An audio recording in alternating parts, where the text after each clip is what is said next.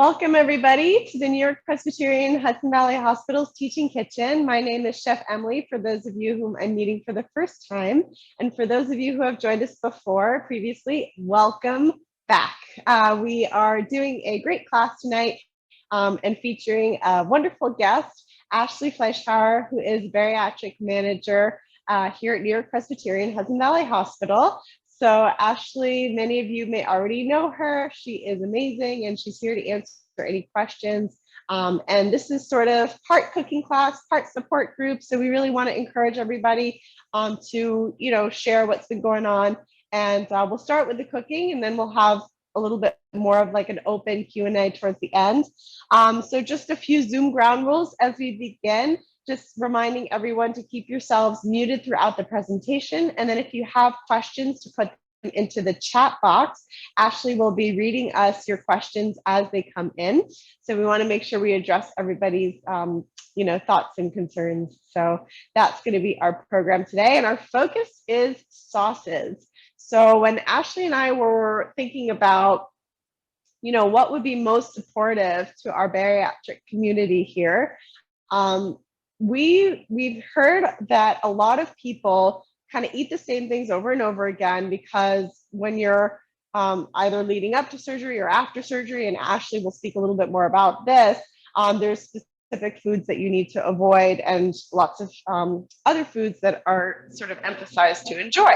So with that can come a little bit of repetition. So we wanted to create a class focused on sauces so that you can eat those eggs, 4 times a week, but have them in different ways that makes it kind of more interesting. And I have a little saying that variety is satiety. So when you include a lot of variety in your diet, whether that's with different flavors or textures or different types of foods, that can lead us to feel more fulfilled and more satiated than we might otherwise feel. So this is a way to include some variety. And not only are these sauces going to include variety, but they're also very nutrient dense. So what do I mean by that? I mean that we're squeezing in lots of herbs and veggies and things like avocados and carrots in your dressing and things that you may not otherwise be a part of your dressing or pesto or something like that. But in this class, we try to pack in lots of different vegetables as much as possible. So that's one of our focuses in these sauces is not only are they flavorful and delicious, they're nutrient dense as well. They contain lots of different spices and herbs and things like that. So any questions before we begin? Okay. Ashley, if you see anything in the chat, please let me know. I can't read it on my phone. Nothing so far. Okay, fantastic. All right, so we're going to begin with the first one, which is, and then Ashley, if there's anything that I missed, please feel free to chime in. And if you'd like to introduce yourself, also, there may have been some points about you that I missed, so feel free to do that as well. Yeah, I can introduce myself now. Sorry, my camera was off because I'm trying to calm my dog down because he keeps barking. So I will turn it on now. We welcome yes. guests. Yes, I'll show you him in a second. He's staring at me. So I'm Ashley Fleischhauer. I'm the Bariatric Manager. I have been for the past almost 6 years. As you all know, if you've met me, I'm very passionate about this surgery. And just weight loss in general. Teaming up with Emily has been great for my patients, for me even, because I use a lot of the recipes. So, and these are just a good way, really important to add moisture to a lot of foods, especially when you are also on puree diet. This can just add moisture, so it's easier to swallow in the beginning. But as you also said, just really nice to have different varieties, so you're not getting tired of the same old piece of chicken or egg or piece of fish. That this gives a little bit of more variety. So let's get started. Thank you, Ashley. Great. So we're going to start by making a tomato minced chutney. So this is the first recipe in your packets. And if you don't have the packets, don't worry, I will email them to everybody after class. So the first step is to break down our shallot. You could use an onion for this as well, but a shallot is just a little bit sweeter. So I like the shallot for that reason. So I'm just nipping off the top and the bottom, cutting it right in half and peeling off that exterior layer. Now shallots are a little bit tricky because they're usually nested, like they have a little baby shallot in there with them. So you have to kind of figure out like where it's nested. This one also has like a little bit of browning on the side here. So I'm just gonna make sure I peel all of that off, right? And if you see any spots that are, like, I'm just gonna show you this one, right? It's got like a soft spot here and a little bit of like browning here, but this bottom part is still good. So I'm not gonna throw that whole thing out. I'm just gonna trim it and kind of rescue out the good part and just trim off any parts that don't look, that are soft or slimy or anything like that. So I have my pan heating up over here, getting nice and warm. And then we're just going to chop this pretty small. You want everything kind of like, I guess these are diced tomatoes. So you want everything kind of the same size as the diced tomatoes. So just cutting across. And then a good sharp knife is really, really helpful whenever you're in the kitchen. It's the best tool just to have a good sharp knife. I need to sharpen this one. I'm hearing it's a little bit dull. So just make sure you rough chop everything. Any other like brown pieces or, pieces that don't look that appealing, you can get rid of those. And we're going to start by adding some olive oil to the pan and getting a saute on our shallot. I have a tool. I don't know where I put it, but it's a bench scraper. I just wanted to show you that because it's a good one that is very useful for getting things into the pan so you don't scrape and injure your knife. Use your little bench scraper, lift and lower into the pan. So again, you could use something else if you don't want to use shallot. Vidalia onions are really nice. They're nice and sweet. And we're just going to saute the shallot. We're also going to add our spices to this stage as well. So tons of spices going into this. I'm going to lower the heat a little bit. I've got a mix of cinnamon sticks, and I prefer the cinnamon sticks because we're going to take them out.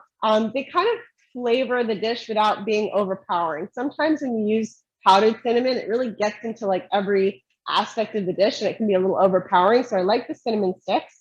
We're using yellow mustard seed, but you could use brown or black mustard seed if you've got those. Some cumin seed, that's this one, very typical in Indian cuisine. A little bit of red pepper flakes is in here, kind of at the bottom, and a pinch of salt. So these are the spices, and we're gonna add those in. So super fragrant, very flavorful, and we're just kind of awakening those spices by adding the heat, right? So this is called basically blooming. Right, when you add a little bit of fat to the pan and your spices, it just wakes them up. It kind of allows them to open up when they're in connected to heat. They start to just open up a little bit, and that's where all the flavor comes out, and it just adds an amazing taste. So we've got that in there. We're going to add next our tomatoes, maple syrup, and I already put the salt in, but you put the salt in this step too.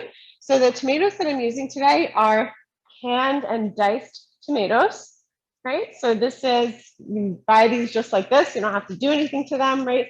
So about 4 cups, and one of these big cans is pretty close to, 3 and a change cups. So you could just use one of those big cans if you don't want to open up 2 cans and then only use half of it and the other half is in the back of your fridge. Let's use 1 can. It's a chutney. It's not, it's not brain surgery. We can just be, relaxed with our measurements.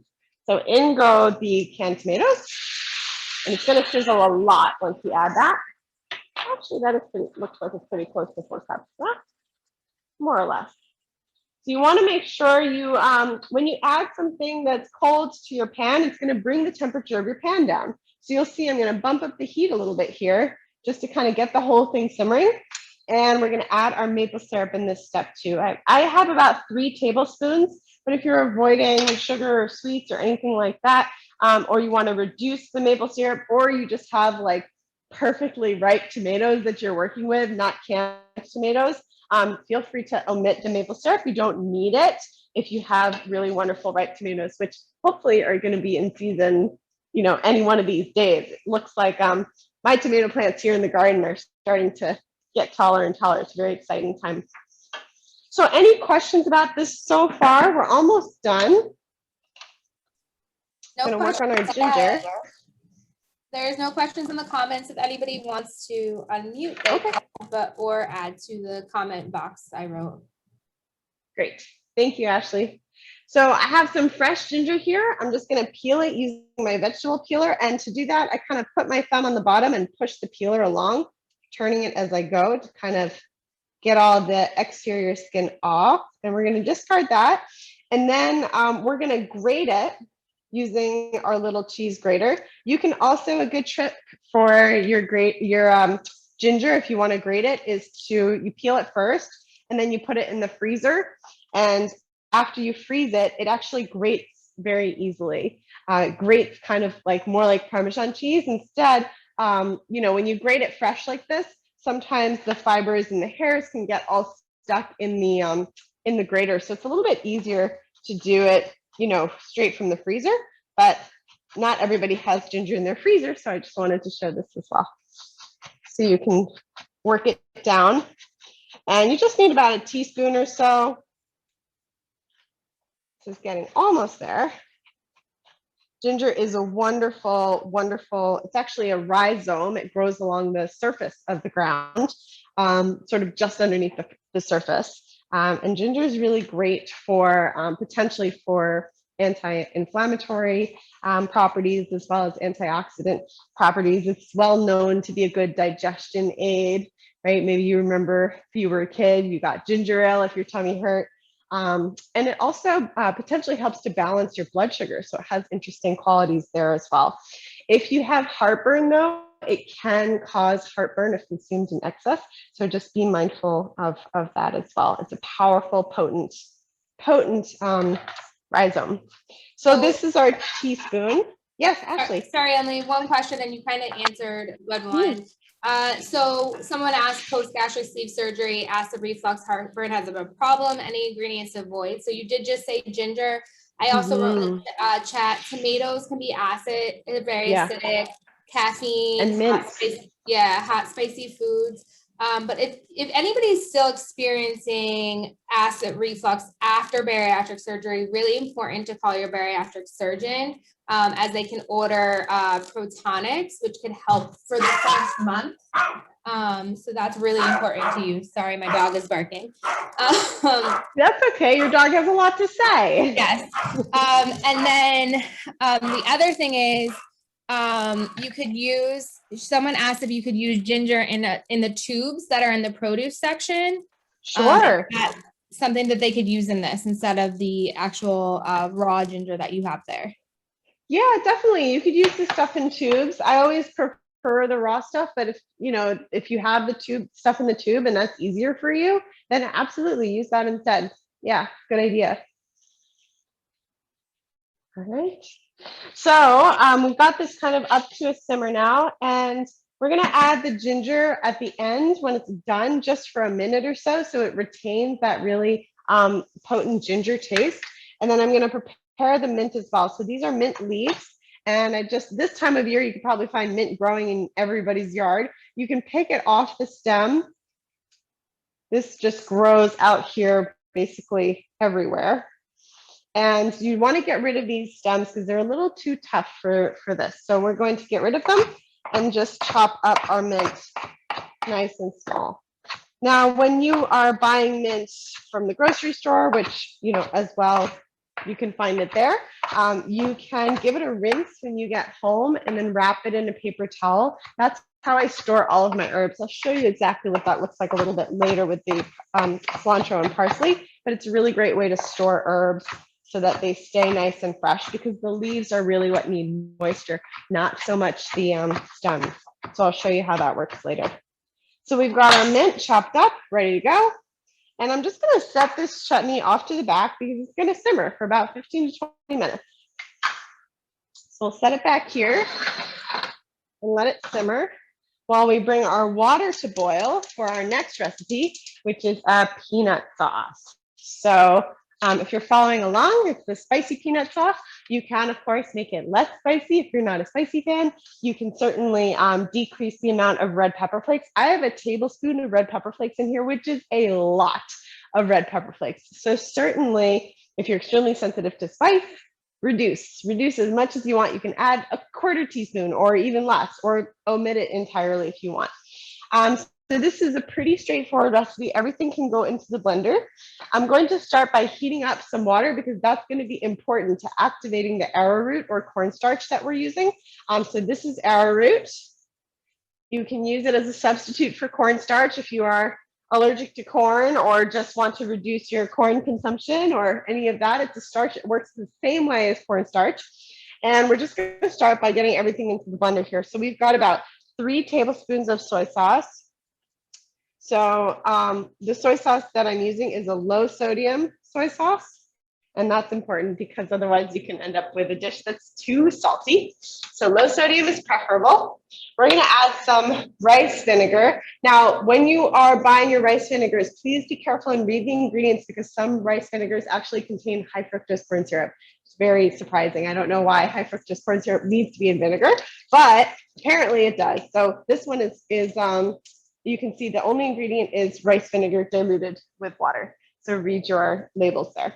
So about a tablespoon of that, about 2 tablespoons of our toasted sesame oil. I'm just kind of doing this by eye. You can see how dark the toasted sesame oil is, right? That's really different from regular sesame oil, which is not toasted. So when you toast the sesames and then grind them, you get this toasted sesame oil that's really nutty and fragrant. And I put this on everything. It's so yummy.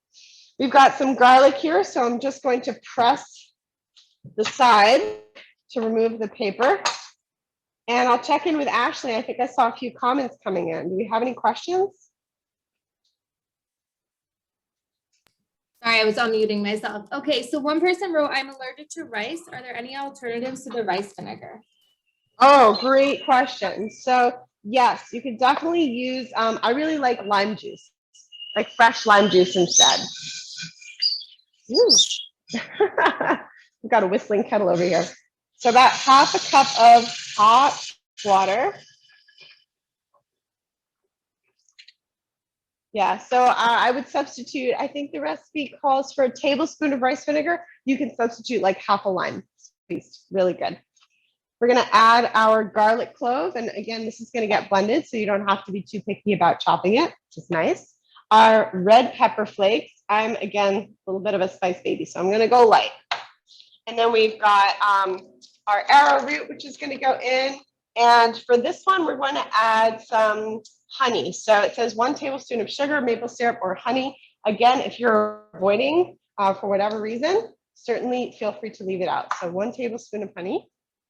And then finally, the magic ingredient that makes it all come together, peanut butter. So you can use smooth peanut butter or chunky peanut butter if you're going to blend it and blender. Any one of those is fine. I will say that whenever you're purchasing your peanut butters, please make sure that the only ingredients are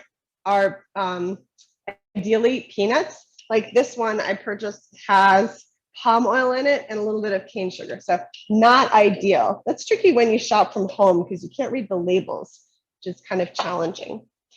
So we want about 1/3 cup of peanut butter. And ideally that, that kind of peanut butter that is as pure as can be. And a lot of the peanut butters that are no stir, actually that's kind of a way to tell on the label, will contain palm oil because the palm oil helps to stabilize them. And it means that you don't have to stir the peanut butter, which a lot of people, hate that feeling of having to, you're working the peanut butter down and the oil gets out and it goes on the counter and everywhere. Whenever I get home with my peanut butter, I actually flip it upside down and let it stay in the counter. In the pantry that way. And I find that helps. It's a good way to store it. You've got a teaspoon of our arrowroot. That's going to help to thicken it up. And it's important that your water actually be hot. One of the reasons that it needs to be hot is to activate the starch, the arrowroot, to give us the right texture. So we're going to blend this up, and I'll see if anyone has any questions about this recipe. Pretty straightforward, right? No questions so far, just about the rice vinegar. Okay, perfect. So I'm blending it, and you can add some salt to this if you like. There's already soy sauce in it, so you don't really need to. It's better to actually taste it first, and then you can always add salt later. But this is it. You've got your beautiful spicy peanut sauce. It will thicken a little bit as it stands. This is really good to use, over simply sauteed vegetables, tofu, stir-fried chicken. You could even, mix it into hummus or over a baked sweet potato. It's really good on any like kind of thing like that. All right, I'm just going to give this a quick rinse because we're going to carry on to our next recipe, which is the carrot ginger dressing. So again, this is a very easy one because everything goes into the blender. So sauce number 1, simmering on the stove. Sauce number 2, we'll watch as that thickens up. And then sauce number 3, carrot ginger dressing. So I love this one because it actually includes, whole carrots in this. We've got, I think I wrote 2 large carrots peeled and chopped. So here are the carrots. And you can start by, if you want to peel them, you can, you don't have to. But the peel is a little bit bitter, so I often recommend peeling just to have a little bit of a cleaner taste.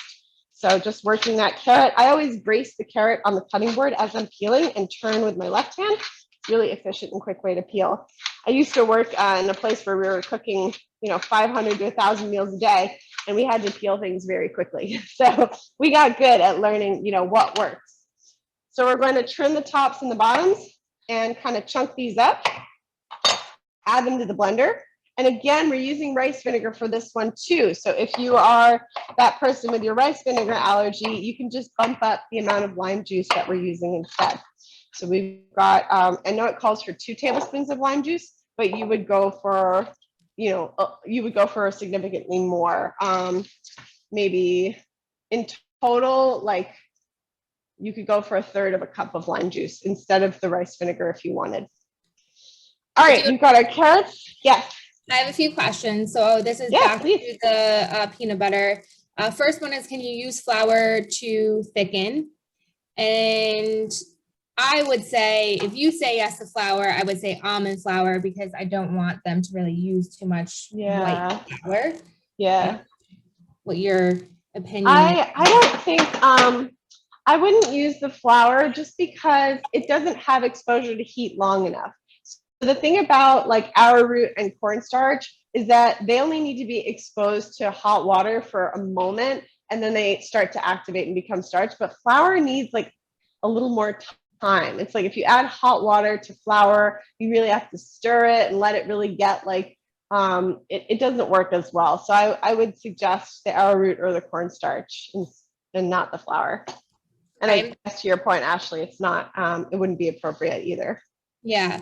Okay. So I have a few questions. So is using powdered peanut butter an option instead of regular peanut butter? A lot of these patients have powdered peanut butter because PB2 has more protein in it, but also it is easier to blend in like their shapes. So a lot of people have that. So is that something that they could use instead of? You probably could, but just keep in mind that when you're doing that, you're going to be taking out a lot of the fat. So it is going to change the flavor. Like it's going to change the mouthfeel. It'll blend well with the water and everything, but you may need to add like a little bit more of your sesame oil or something like that. But it would probably work, and if you wanted to reduce calories and eliminate more of the fat, you could try that. Definitely. It would be interesting. Okay. I think it probably just wouldn't be as thick as well. Like I feel like it might be not as creamy. I feel like. Well, that's what I mean. Like you need the fat in there to like get it to be as creamy. So either or you could use. Both are a good option. Interesting. Yeah. And then someone wrote, I always thought we peeled carrots because it was difficult to digest carrot peels. It's because of the bitterness ? Yeah. So peeling carrots you can eat the skins. There's absolutely nothing wrong with them. unless you have, a particularly sensitive digestive system and you find that for yourself, it can be upsetting to eat carrot skins, but they're completely edible, delicious, full of nutrients. The only reason that chefs tend to peel carrots is really for they tend to be less kind of a clean flavor and a little bit bitter. Yeah, but they're completely digestible and delicious. Okay, and then one last comment that's just that they just said this looks so easy and looks delicious. Can't wait to try them. Oh, good. So glad. Well, we have a few more for you, so sit tight. We've got the carrot ginger dressing. So we've got our, again, rice vinegar we're adding in here, about 1/3 of a cup. We're going to add some extra virgin olive oil to this. Our carrots are in. So we're gonna also add ginger. That's, I guess, what makes it a carrot ginger dressing, right? A little bit again of that toasted sesame oil to give it that nice, robust, nutty flavor. This one is going to get a pinch of salt because there's no soy sauce. We are going to add lime juice in addition to the rice vinegar. It just gives it a really nice lift and brightness and that special lime flavor. And then finally, we're adding, that's it. A little bit of honey, and our ginger will be next. And then this all gets blended.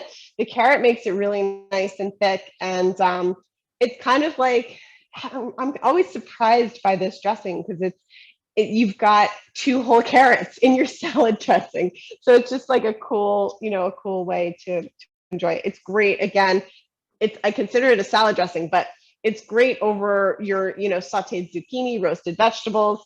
You could have it over fish. It's really good over just like a simple white grilled fish or grilled chicken or anything like that. Or you can, again, mix it into your hummus to get more vegetables and nutrients. So we're going to peel our ginger again and pop in about 2 tablespoons. So a good amount of ginger, peeled and roughly chopped, just to kind of help out the blender. Because if you just threw a whole knob in here, you might end up with a little piece in there somewhere. So it's good to give it a rough chop. And our honey as well. And same thing here. It's about a tablespoon. It really helps to kind of balance out you've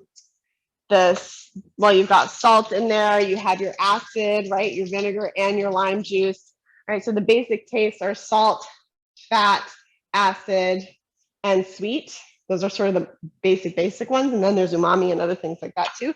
But for a dressing, I usually like to think, okay, do I have something, acidic and bright in here? Do I have something a little bit sweet to counterbalance that? What's my salt like? Just thinking about all those components. And then the fat here is olive oil, which is really good for us, as we know. So this gets all blended together. This blender is amazing. It does short work of all this. And let's put this back to begin our next recipe, chimichurri. So you do want this to be completely smooth. Go ahead, Ashley. I'm sorry. I have 3 questions. Do all these sauces pair well with meat and seafood? Do all of these sauces pair well with meat and seafood? So far, yes. Yes. And then someone else wrote, I have kidney stones and the only nuts allowed are macadamia nuts and sunflower seeds. What can I use? Are these options that she could use? I mean, so far we're not having any nuts or seeds in our recipes, so I'm not too sure. Oh, you mean instead of the peanut butter? Okay. So you said macadamia nuts and which ones? Sunflower seeds. Sunflower seeds. Interesting.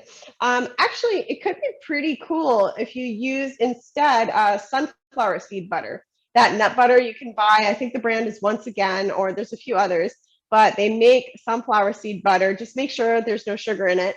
And you can use that instead of the peanut butter. No problem. It's actually really good with sunflower seed butter. And then one more question. Honey is okay to use. And I think that's more for me. Yes, you can use honey in moderation. Obviously, small amounts. You can use it in small amounts. Yeah, perfect. All right. So we're going to our chimichurri sauce. And this one I love because you're just packing in the greens. So we're going to have, look at all this. This is like an entire bowl full of salad and nutrients, right? But you're adding this into the blender and it's going to become like this much sauce. So it's, again, like nutrient density, bringing it all in. So we've got some chives here. about a quarter cup. And I'm just going to push this back so you guys can see the cutting board. Okay. So you do, again, you want to just give it a rough chop. It's going to get blended, but if you don't do that, then sometimes the chive can just wind around your blender blade, and that doesn't work out too well. So in go the chives. Again, fresh from the garden is always preferable. Supermarket works too. Do whatever works, right? You've got your parsley here, and this is about half a cup of parsley. So I'm going to pop this in with the stems and everything. I'm just going to break it in half, put that in. And then our cilantro, this is almost a full cup of cilantro. So that's like a nice hefty bunch. Same thing, stems are going in. So you're going to blend in the stems too. And I'm just noticing there's a little bit of feedback noise. So I'm just going to check everybody's microphone for a moment. Someone has accidentally become unmuted, which happens. Okay. All right, I think I got it. Great. So let's get back to our chimichurri. We've got the beautiful cilantro and parsley and chives, right? We're gonna add lots of spices in here. So I have some oregano. You can use fresh or dried. We've got some espelette pepper, or you can make a combination because not everybody has espelette in their pantry, and I certainly don't, at home. So what you can do is you can combine chili powder and paprika, which almost everybody has those two, with a little pinch of cayenne. So you could do that and make your own little espelette. That's sort of the next best thing. We're gonna add some salt. We're going to add a garlic clove. So again, using the side of my knife to press down, remove the skin. And again, not going to worry too much, just going to trim the bottom, pop it into the blender. And then we're going to get this going. So we have some distilled white vinegar, about a quarter cup. That's going in. And I actually you can use different vinegars for this, but I really like the white vinegar. It has like a super clean taste that works very well for this particular dish. You could probably use like a white balsamic, but that's a lot sweeter. So just keep that in mind. So it's going to be hard to, actually, I'm going to grab the tamper for this because it's going to be hard to get those herbs to go down because they're so piled up so high and the blade's so low. So it's useful if you've got one of these to kind of push everything down. And the other thing I'm going to do is start adding the olive oil. I'm going to actually put this in a pitcher. It's a little bit easier to pour. And this will help to encourage it and move things along. There we go. Starting to go. So just another little push. If you don't have one of these, tamper things, you can also just add water. It's just not going to be as thick. Or you could do this in a food processor. It works well in a food processor also. But we're using that next for the pesto. All right, you can add a little splash of water to get it the right texture. There we go. Perfect. This is done. So this recipe calls for almost half a cup of canola or grapeseed oil. I'm sorry, I misspoke. I said olive oil, but we're using grapeseed for this because it's more neutral in flavor. So if you don't have canola or grapeseed, you can use olive oil, but I do really like the way the grapeseed works in this. And the other thing I wanted to mention is half a cup can be a lot of oil for some folks. So if you are trying to decrease the amount of oil that you're using, you can always use a little bit of vegetable stock instead. So using, kind of a quarter cup of oil, a quarter cup of vegetable stock, or even some avocado instead, right? Avocados are really high in fats, and you're going to see that in the pesto next. Right, so you've got this beautiful bright green. Can you believe all those herbs transformed into basically 1 cup of sauce? Right, so this is a beautiful bright green sauce. You can again add it to your eggs, even mix it into your oatmeal for a savory oatmeal. I know it sounds a little strange, but the first time I did this for myself, it was so good. I added oatmeal with feta cheese and sliced olives and sliced sun-dried tomatoes, and I made like a Mediterranean oatmeal that was savory, just using plain oats as the base, and I put chimichurri on it. It was so good for breakfast. And what else do I like to put it on? I like to dollop it into soups and stews just to, again, bump up the flavor. Serve it over a baked sweet potato. It's one of my favorite things to do with these sauces. Questions, comments, concerns? So I have one question. Can you use avocado oil? Which, yes. Yeah, definitely. Love avocado oil. Love it. Someone just commented, great recipe so far. And then one person wants to know, what brand blender are you using? Oh, great questions. Okay, I'm glad you like the recipe so far. We got 2 more to go and 10 minutes to do it, but I believe in us. The blender that I'm using is a Vitamix, which is like, I think the top of the line blender. It is expensive. It's like, you know, $400 for a blender, which seems absurd. When I was in college and babysitting, all my babysitting money, first thing that I bought was a Vitamix blender, and I was 18 and it has lasted. I'm now 32. So it has lasted all these years. It's a very, it's a good long lasting product, and I've never had issues with it, and I use it a lot. So that's been my blender of choice. But of course, you know, everybody has their preferences. I also like the Vitamix because it can handle heat. Not all blenders do well with heat, and the Vitamix does.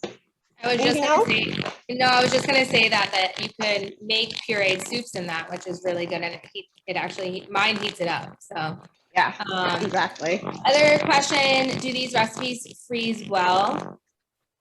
Yes. So the chimichurri freezes well. Actually, I'm just going to pick some basil while we're chatting. The chimichurri freezes really well, and it's a great way to kind of use up summer herbs. So if you have tons of herbs in your garden and you want to use them to all winter, you can make chimichurri and freeze it. I like to put it into like an ice cube tray, and then I can just freeze out portions of it as I go. So certainly feel free to do that. The peanut sauce, I actually have not tried to freeze the peanut sauce, so I don't know about that one. The chutney, yes, freezes very well. And then the carrot ginger dressing, I sort of have a question mark in that one too. I'm not too sure about that. Yeah, those would be, I bet you that the peanut sauce and the carrot ginger would freeze well, but you might need to just give them a whirl in the blender after you thaw them and take them out of the freezer. Great. All right, so let's get started. Now for this one, we're going to be making our own pesto. I'm going to be using an avocado, not usually what you find in your pesto. So I'm going to start by just cutting the top and scooping out the flesh. Right, this one's a little bit past, so let's get, it's difficult when you shop from home, you can't choose your produce. Let's just get the good parts. The avocado is, again, it's adding lots of good fats to your meal. They're monounsaturated fats, also high in vitamin K.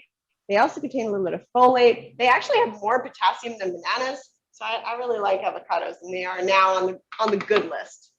So let's put that in there. We're gonna add some pine nuts as well. You could add walnuts, or if you can't have either of those, you could add your macadamia nuts or something else. I'm just going to pulse that a little bit. Let's add our olive oil, about a 1/4 cup. That's the end of that one. And I'm also using, remember how I said you could use vegetable stock if you wanted to? You could add a 1/3 cup of vegetable stock to this to kind of get it the right texture. Start with less and then see how it blends. You can always add more later. So this is, again, getting it to be the right texture, as well as, getting it like the right, consistency really is the word I'm looking for. Texture, consistency. So I'm squeezing some lemon juice in here, catching any seeds, hopefully all the seeds. If not, I guess we'll have a little lemon seed in our pesto. So fresh lemon juice, pine nuts, a garlic clove. We've got the avocado. We have the olive oil in there. We're going to add a little bit of salt. And then again, a bowl full of herbs, right? A good sneaky thing that I'm doing here is adding nutritional yeast instead of Parmesan to keep this dairy free for anyone that has dairy sensitivities. So you can use the nutritional yeast, about a tablespoon. as like a vegan Parmesan substitute. And then your herbs are going to go into. So I like to kind of get these all together and then add the herbs. I'm adding a mix of basil and parsley. Again, trying to diversify and add a lot of variety, right? You guys are sensing the theme here.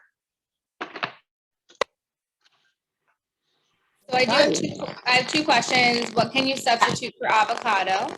And how do you pick a good avocado? Okay, great questions. So what can you substitute for avocado? You can leave it out and just use olive oil instead. But if you you do it with olive oil and leave the avocado out. But if you're doing this without avocado, don't put the vegetable stock because it'll get too thin. So just follow the recipe and take the avocado out and take the vegetable stock out as well if you're going to take out the avocado. And then the other question, Ashley, was how do you pick a good one? Yep. Yeah. So ideally, you want it to be slightly soft. What we say is yields to the touch, whatever that means. So when you press it, it should just like slightly indent. And then you can always pull out the stem and see if there's any rot or anything like that. You can also, what else do I like to do for ripe avocados? It's a good question. I think those are my two main tricks. I think it's, I do a lot of shop from home these days, so it's a little bit trickier. As you could see from this one, I didn't really get a chance to choose it and it felt quite soft. But if it feels too soft, it's probably not gonna be, it's gonna be over like mine was. So here's your pesto with a whole avocado, a whole bowl full of herbs, and 1 cup of sauce. How cool is that? So we've got everything in here, and then we're going to add our mint and our ginger to our chutney just for 1 minute to kind of let those build up some flavor as well.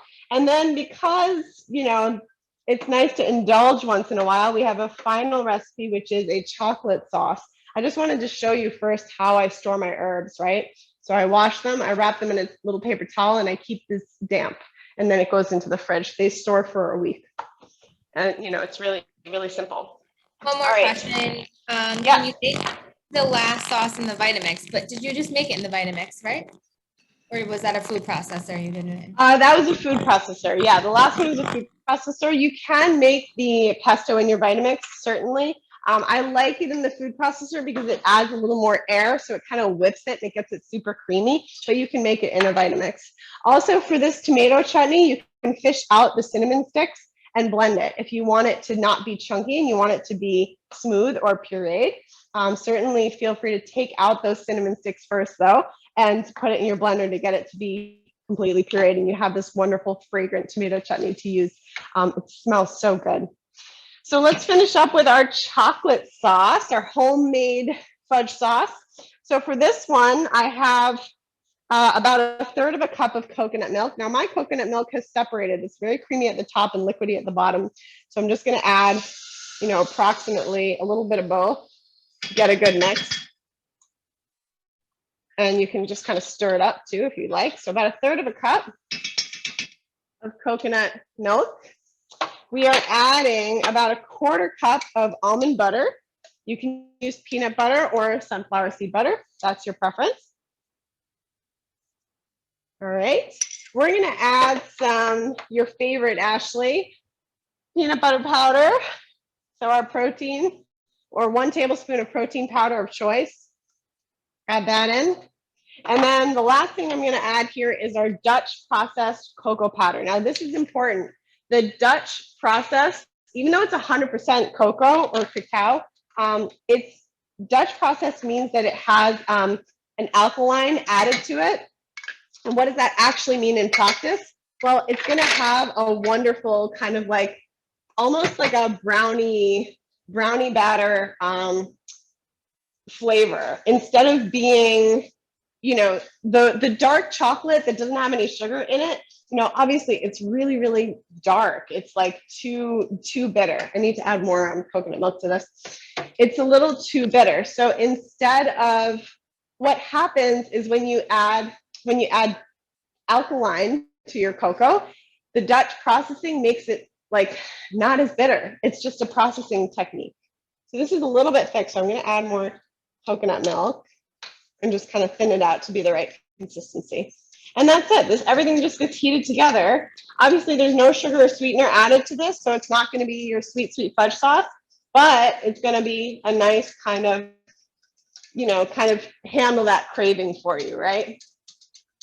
You could add a tablespoon of honey if you wanted to. I know you guys are thinking she added a tablespoon of honey to all the savory sauces, but now with the sweet sauce, there's no honey. But you could add the honey or not, just depending on what you like. All right. So this is going to be our sauce. I feel like this needs like a little fancy cup. Just imagine that there's some nice chopped fruit in here. You can see how lovely. Oh, so good. Questions, comments? We have one 17, question. I'm sorry. I know, Kept we you have a little one bit. question. Yeah. Can you use carob powder, C-A-R-O-B? Definitely, yes. Carob would be fine. Okay. And this is a good, the cocoa, this cocoa chocolate recipe, you could add to, like when you're on your liquid diet, if anybody is just starting their surgery or on puree, this would be good to add it to like ricotta cheese and make it more of a desserty thing, because a lot of people are looking how to, like what to add into ricotta cheese, because most people think it's just more of a savory thing, but you can use that in that as well. Yeah, that's a great suggestion, Ashley. I also really like it stirred into oatmeal. It's really good. Yeah, that's great. One more question, is the coconut milk sweetened? It's unsweetened. Thank you for asking. That's really important. It's unsweetened coconut milk. I think I have what did I just do with that can? Here it is. Thanks. Unsweetened coconut milk. I really like the taste of Thai. I feel like they have a good one. So that's my choice. Yeah. Thank you so much, everyone. Great question. Great participation. I hope this has been supportive to all of you. And then Ashley, I think you're going to stay on the line a little bit longer. Yeah, I'll stay on for a little bit longer. If anybody has any questions for me, I know that we haven't been having support groups just because of COVID, and I can't do them through Zoom currently. So this is really great option for just so I can support you guys for now. I miss you all so much. It's been a really long time since I've seen everybody in person. So it's great, getting to do this and giving a little bit of support to you guys. Does anybody have any questions for me? You can type them